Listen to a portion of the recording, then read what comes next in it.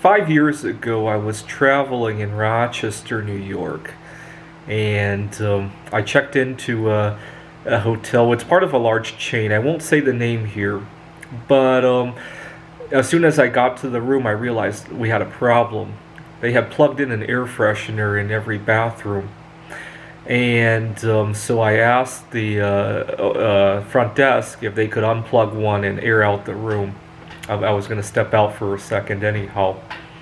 And they did that. When I came back, it was manageable. And so I put a note on the door reminding them to not plug in an air freshener when they were doing the housekeeping. And the following day, I didn't think much of it anymore. But when I got back to the room, there were 10 missed calls on the hotel phone. And the phone finally rang. And the front desk was very upset that I had put a big placard at the door of my room. The door leads to the outside, so apparently he was upset that people from the outside could see this big placard that says no air fresheners. I mean, there was nothing crazy about it. It was neatly taped to the door, and I told him, I have very severe sensitivities. I cannot risk having all my stuff being exposed to air fresheners. I know you're not trying to hurt me. I was very polite about that.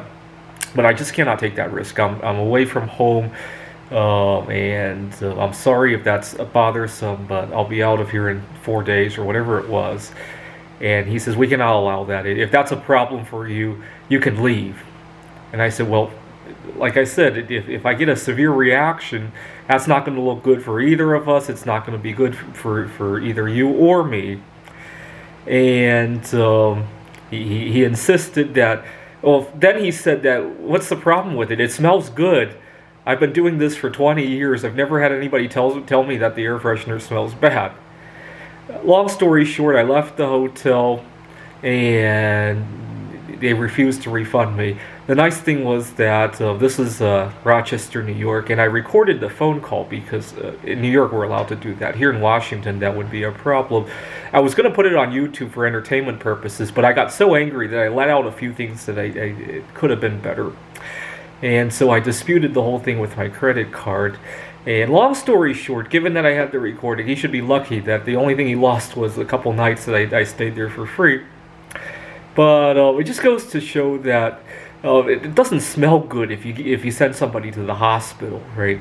Last time I checked, most hospitals don't smell very good, right?